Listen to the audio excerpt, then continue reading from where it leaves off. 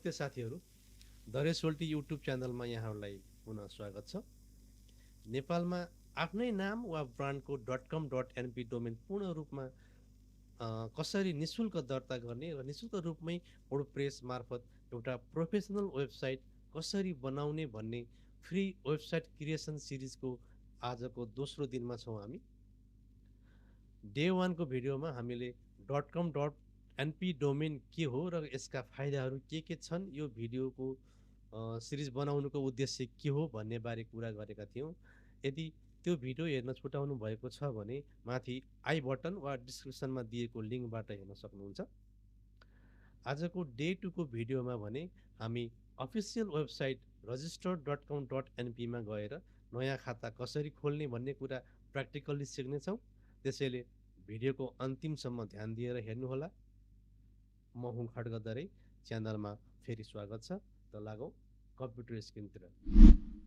सबैभन्दा पहिले तपाईँले आफ्नो कम्प्युटरमा चाहिँ एउटा ब्राउजर खोल्नु। जे खोल्दा नि हुन्छ, तपाईँ के युज गर्ने गर्नुभएको छ, गुगल क्रोम अथवा फायरफक्स होइन, युसी ब्राउजर अथवा एज अथवा सफारी के युज गर्नुहुन्छ। मोबाइलमा पनि कुनै एउटा ब्राउजर खोल्नु।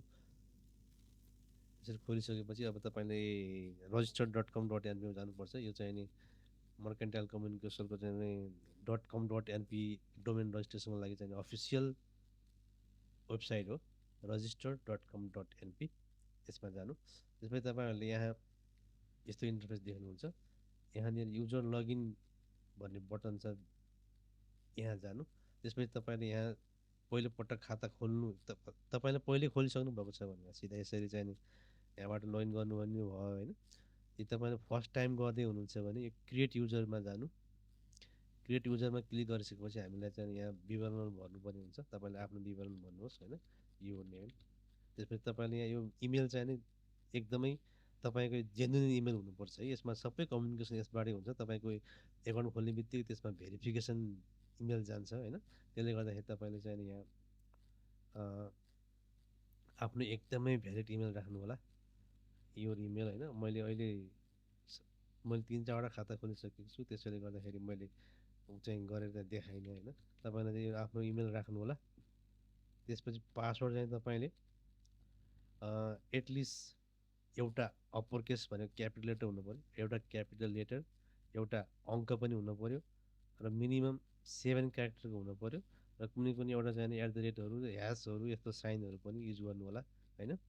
त्यसपछि यहाँ जे पासवर्ड टाइप गर्नुभयो त्यही पासवर्ड चाहिँ यहाँ कन्फर्म पासवर्डमा टाइप गर्नु होला। त्यसपछि तपाईँले यहाँ एउटा क्रिएट युजरमा चाहिँ क्लिक गरेपछि तपाईँले एउटा मेलमा चाहिँ नि एउटा भेरिफिकेसन लिङ्क जान्छ। यो क्रिएट गरेपछि तपाईँले यहाँ क्लिक गरेपछि भेरिफिकेसन लिङ्क पठाएको छ तपाईँको मेलमा। त्यो लिङ्कबाट चाहिँ नि इमेल एकाउन्ट चाहिँ भेरिफाई गर्नु भनेर मेल आउँछ होइन। जस्तो मैले पहिला गरिसक्यो हुनाले मैले यहाँ गरिनँ। त्यसपछि मैले हटमेलको एकाउन्टबाट गरेको थिएँ, पराशर कलेजको होइन। त्यसपछि त्यहाँ के आउँछ भन्दाखेरि मर्केन्टाइल कम्युनिकेसनबाट त्यो चाहिँ नि कहिलेकाहीँ तपाईँको स्पाम फोल्डरमा पनि जान्छ है। जस्तो मेरो हटमेलमा चाहिँ यहाँ जङ्क इमेलमा आएको थियो। तपाईँ गुगल जिमेल युज गर्नुहुन्छ भने यहाँ स्प्याम भनेर हुन्छ एउटा, स्प्याममा चाहिँ हेर्नु होला। सिधै तपाईँको इनबक्समा नआउनु पनि सक्छ होइन। त्यसरी चाहिँ एउटा .np domain registration no reply mercantile.com.np बाट चाहिँ एउटा इमेल भेरिफिकेसन भनेको मेल आउँछ। त्यसमा चाहिँ तपाईँ एउटा यस्तो बटन आएको हुन्छ, अथवा यदि यो बटन छैन भने तपाईँको लागि चाहिँ एउटा लामो लिङ्क देखिन सक्छ है। त्यसमा चाहिँ क्लिक गर्नुभयो भने तपाईँको अटोमेटिक त्यहाँ भेरिफाई हुन्छ र तपाईँलाई फेरि एउटा लगइन यो स्क्रिन आउँछ, तपाईँलाई फेरि लगइन स्क्रिन आउँछ होइन। त्यसपछि तपाईँले त्यहाँ लगइन गर्नुभएपछि त्यो चाहिँ नि तपाईँको सक्सेसफुल्ली एकाउन्ट खोलियो है। त्यसपछि तपाईँले यसरी लगइन गर्नु, आफ्नो युजर नेम पासवर्ड राख्नुहोस् होइन। मैले यहाँ एउटा पराशर कलेज गरेको थिएँ, त्यसबाट चाहिँ नि यही इमेल हो यो होइन। म लगइन गरेर देखाउँछु। त्यसपछि तपाईँलाई यस्तो इन्टरफेस आउँछ। एउटा चाहिँ तपाईँले चाहिँ नि एप्लाई गरेको अथवा रजिस्टर गरेको दर्ता गरेको डोमेनहरू यहाँ देखिन्छ। यो भनेको तपाईँको न्यू रिक्वेस्ट अथवा अन्डर एप्रुभ नभएको केही छ भने यहाँ देखिन्छ होइन। तपाईँले चाहिँ नि पहिला चाहिँ नि फर्स्ट टाइम एप्लाई गर्दाखेरि अब उनीहरूले एप्रुभ नगरिन्छ यहाँ देखिन्छ। त्यसपछि तपाईँको एप्रुभ भएपछि चाहिँ यहाँ यसरी देखिन्छ है। यो चाहिँ मेरो अलरेडी अस्ति एप्रुभ गरेको थिएँ, एप्लाई गरेको थिएँ। यो चाहिँ एप्रुभ भएको छ र एक्टिभ भइसकेको छ।